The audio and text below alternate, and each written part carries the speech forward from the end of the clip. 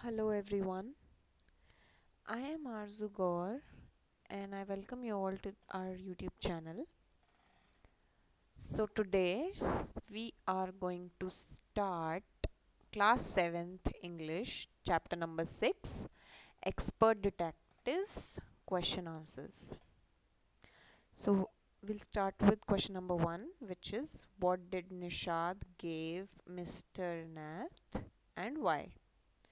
यानी कि निषाद ने मिस्टर नाथ को क्या दिया और क्यों दिया. आंसर है Nishad gave Mr. Nath a bar of chocolate because he concluded from Mr. Nath's lean, thin appearance that he was starving. तो निषाद ने मिस्टर नाथ को एक चॉकलेट दी और उसने उनको चॉकलेट इसलिए दी क्योंकि जब निषाद ने मिस्टर नाथ को देखा तो वो काफ़ी पतले थे और उसे उनको देखकर लगा कि वो भूखे हैं, इसलिए उसने उसको चॉकलेट दी. Question number 2, what is strange about mister Nath's Sunday? Answer है every Sunday mister Nath used to have the same visitor at this home and the two used to have lunch together. तो बोल रहा है कि जो मिस्टर नाथ के Sunday थे वो काफ़ी स्ट्रेंज, काफ़ी अलग क्यों थे? तो आंसर है every Sunday mister Nath use to have the same visitor at this home. तो बोल रहा है कि मिस्टर नाथ के घर हर संडे को सेम ही लोग आते थे खाने पे और वो लंच करके जाते थे. Question number 3, why did Nishad and Maya get a holiday? Nishad और माया को हॉलीडे क्यों मिला?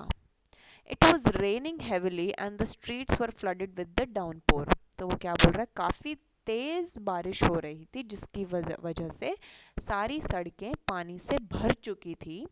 The traffic was blocked and the children got a holiday because of all this.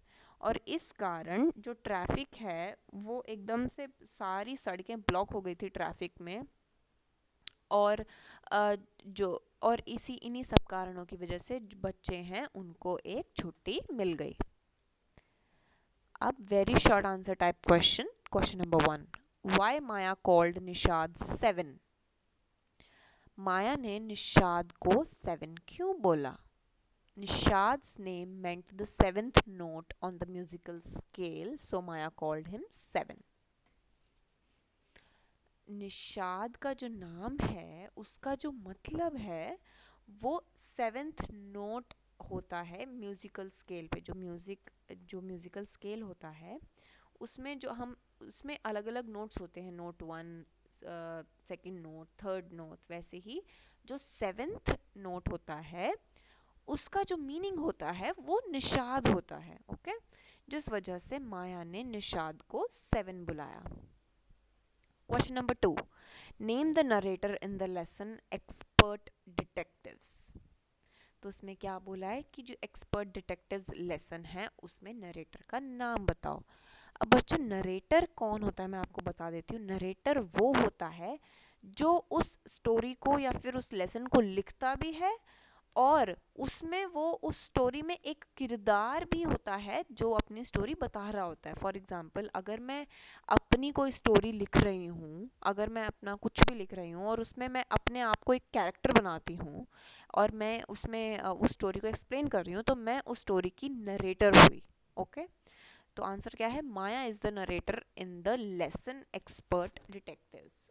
तो माया कौन है? माया ही उस लेसन की नरेटर हैं एक्सपर्ट डिटेक्टिव्स की. Next question, according to Maya what was the cause behind mister Nath's scar? तो बोल रहा है कि माया के हिसाब से जो मिस्टर नैथ्स के स्कार्स थे यानी कि जो निशान थे, जो चोटें थी, उनके पीछे का जो रीज़न है वो क्या है? तो आंसर है according to Maya, Mr. Nath would have got his scars in a shootout with the police. तो वो क्या बोल रही है कि माया के अकॉर्डिंग जो मिस्टर नाथ का जो स्कार है यानी कि जो निशान है वो पुलिस के साथ एक गोलीबारी के टाइम हुआ है. Question number 4, what did mister Nath thought Nishad had come to his place the second time for. तो मिस्टर नाथ को क्या लगा कि निषाद जब उनके घर दूसरी बार आया, तो मिस्टर नाथ को क्या लगा कि निषाद क्यों आया है? तो आंसर है mister Nath thought Nishad had again come to his place in search of his marbles. तो वो क्या बोल रहा है कि मिस्टर नाथ ने सोचा कि निषाद दोबारा उनके घर पे आया है अपने मार्बल्स को ढूंढने के लिए. How was Nishad spending his unexpected holidays?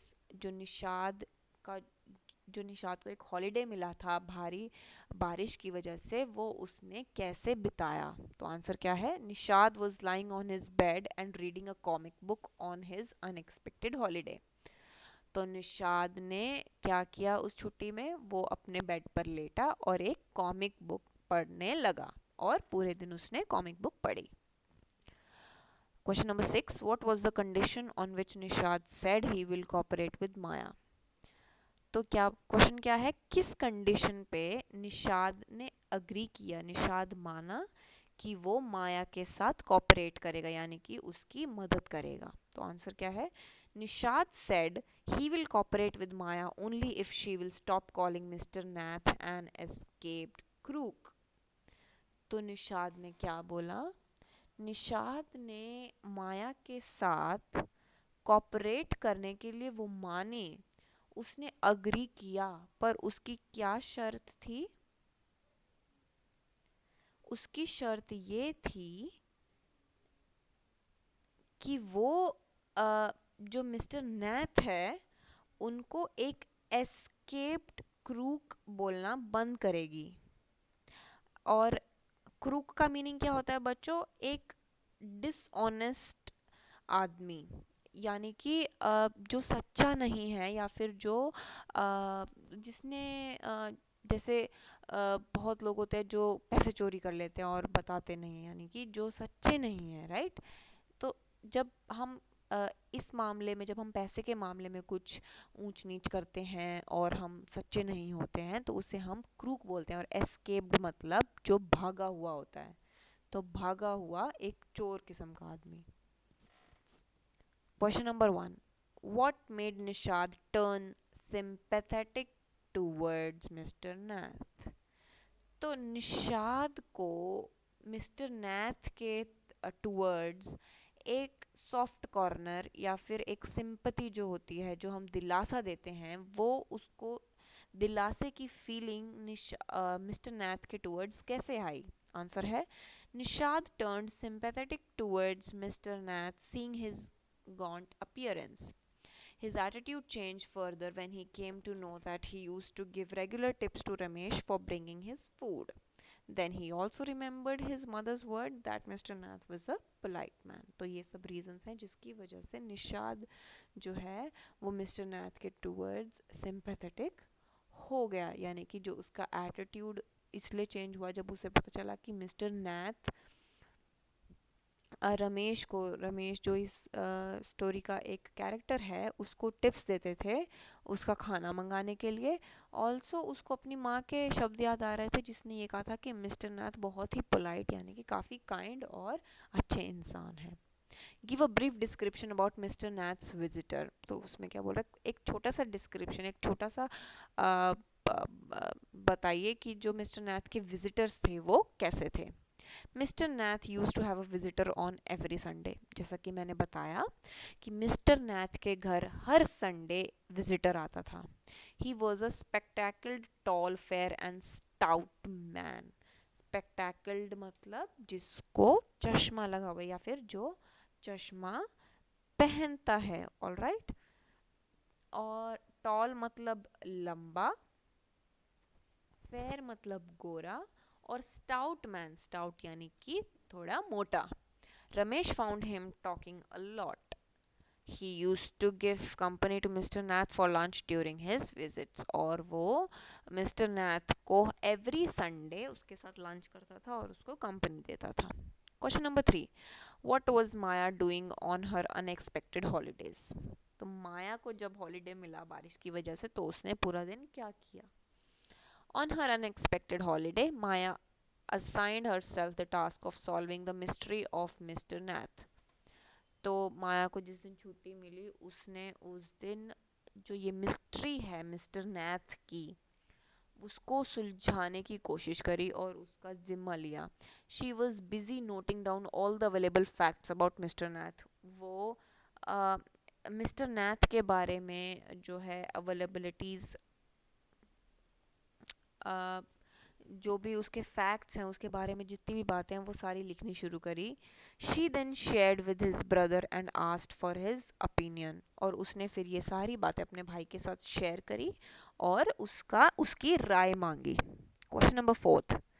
What did Maya think about Mr. Nath's visitor? माया जो मिस्टर नाथ के घर जो विजिटर आते थे एवरी संडे लंच के लिए उसके बारे में माया का क्या सोचना था. Maya thought that Mr. Nath's visitor was his accomplice in his crimes. She believed that he kept all the loop with him and used to come now and then to give his partner his share so that he could manage his expenses. तो इसमें वो क्या बोल रहा है कि माया thought that Mr. Nath's visitor was his accomplice in his crimes. तो उसे लगा कि जो मिस्टर नैथ के घर जो विजिटर आता है एवरी संडे वो भी उसके साथ उसके जो क्राइम्स है यानी कि जो उसने क्राइम्स किए हैं जो उसने गलत चीज़ें की हैं इलीगल चीज़ें की हैं उसमें वो उसका साथी है. She believe that he kept all the लूट विद हिम. उसे ऐसा भरोसा है कि जितने भी उसने पैसे लूटे या कुछ भी किया वो उसके साथ मिलके किया. And use to come now and then to give his partner his share so that he could manage his expenses. और जितना भी वो चोरी करके जो कमाते हैं वो आपस में बांट लेते हैं और वो उन पैसों को ही उस मिस्टर नैथ से लेने आता है ताकि वो अपना घर चला सके. Long answer type question. Describe Nishad as a child. तो वो क्या बोल रहा है निशाद को डिस्क्राइब करो उसके बारे में बताओ as a child as a बच्चा. Nishad as a child was kind and considerate. जो निशाद है वो काफ़ी ही काइंड हार्टेड है बहुत ही सुलझा हुआ प्यारा बच्चा है. He kept in mind all the good things his mother and Ramesh told him. उसने दिमाग में वो सारी बातें रखी जो उसकी माँ ने और रमेश ने उसको बोली थी मिस्टर नैथ के बारे में. And formed his opinion based on them. और उन्हीं बातों से उसने एक ओपिनियन बना लिया था. एक जो है ये सोच लिया था मन में कि मिस्टर नैथ ऐसे ही हैं. He was upset with mister Nath being so lean and thin. वो गुस्सा था मिस्टर नैथ से इतना पतला होने के लिए इतना कमज़ोर होने के लिए. He thought that the man might be starving so he went to his place and gave him a bar of chocolate. उसे ऐसा महसूस हुआ कि मिस्टर नैथ भूखे हैं और उन्हें खाने की ज़रूरत है इसलिए वो उनके घर पे गया और उसने उसको एक chocolate the. He refused calling him a crook even after being insisted several times by his sister and decided to befriend him because he liked him.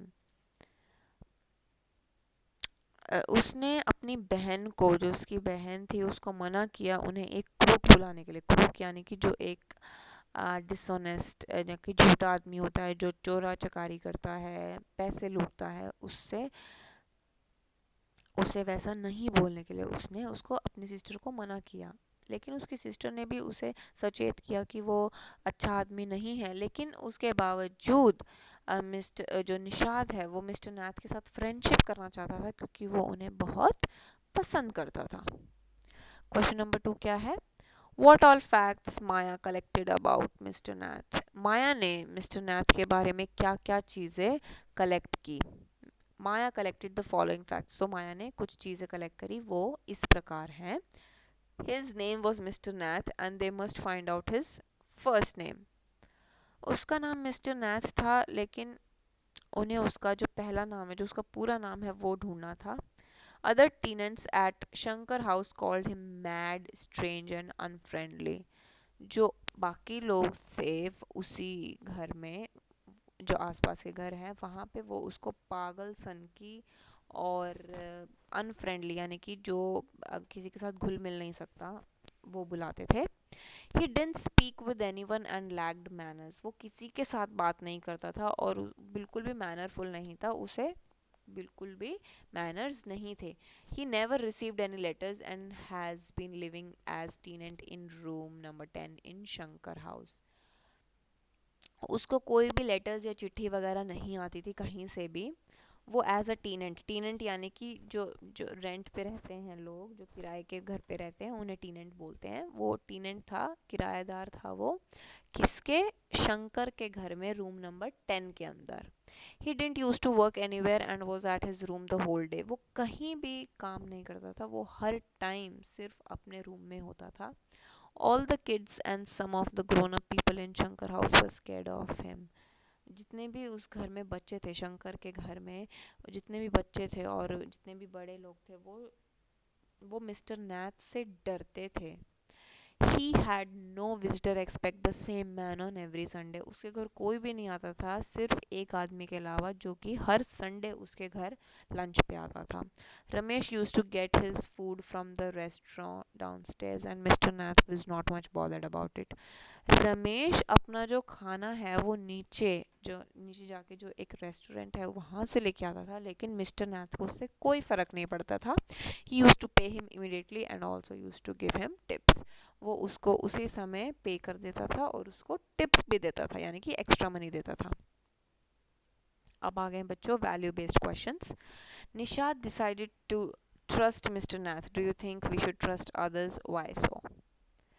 तो निशाद जो है उसने डिसाइड किया कि वो मिस्टर नैथ को ट्रस्ट करेगा, यानी कि उनको बिलीव करेगा, उन पे विश्वास करेगा. तो आपको क्या लगता है कि आपको और लोगों पे ट्रस्ट करना चाहिए, और ऐसा क्यों है? We should trust others. तो क्या कहते हैं कि हाँ, हमें और लोगों पे विश्वास करना चाहिए. We should not doubt people around us unless there is a strong reason for it. हमें किसी भी आदमी पे डाउट नहीं करना चाहिए, शक नहीं करना चाहिए टिल द टाइम हमें उस आदमी के बारे में कुछ ठोस बात नहीं पता. People might be behaving in a way which might appear strange to us, but they might be trying to hide their pains and griefs though through that.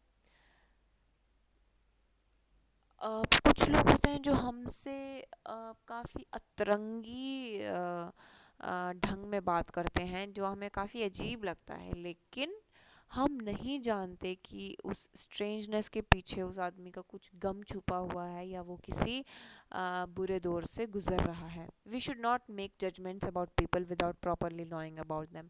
हमें कभी भी किसी आदमी पे जजमेंट नहीं करना चाहिए, हमें एक ओपिनियन नहीं बनाना चाहिए किसी के भी ऊपर जब तक हम उस आदमी को नहीं जानते. Trust is the first step towards making any relation.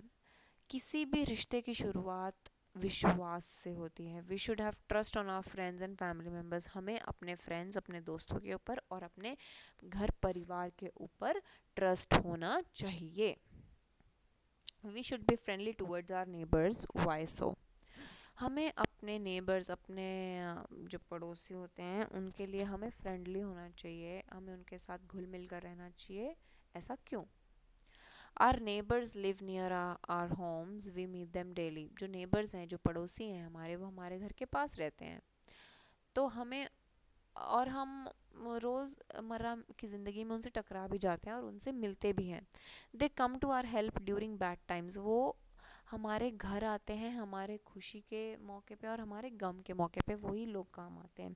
We share our joys with them. हम अपनी खुशी उनके साथ बांटते हैं. We become friends with our neighbours who are of our age. हम अपने नेबर्स, जो पड़ोस में, जो हमारी हम उम्र रहते हैं हमारे पड़ोस में, हम उनके दोस्त भी बन जाते हैं. We play with them and share our things with them. हम उनके साथ खेलते हैं और अपनी चीज़ें उनके साथ शेयर भी करते हैं, उनके साथ बांट के रखते हैं. We should be friendly with them and cooperative towards them. हमें उनके साथ काफ़ी घुल मिल कर रहना चाहिए और उनकी सहायता करनी चाहिए जब भी उन्हें हमारी ज़रूरत हो. It is the responsibility of every human being to be good towards society. ये एक आदमी की रिस्पॉन्सिबिलिटी है कि उसे हर किसी आदमी के टुवर्ड्स अच्छा रहना चाहिए जो कि उसकी सोसाइटी में रहते हैं. We should be good towards our neighbours. हमें हमेशा अपने पड़ोसियों के लिए अच्छा होना चाहिए. And must help them in time of their needs. और उनकी बेशक मदद करनी चाहिए जब उन्हें हमारी ज़रूरत पड़े। तो ये ख़त्म होता है बच्चों चैप्टर। मिलते हैं हमारी नेक्स्ट वीडियो में। Till then bye bye.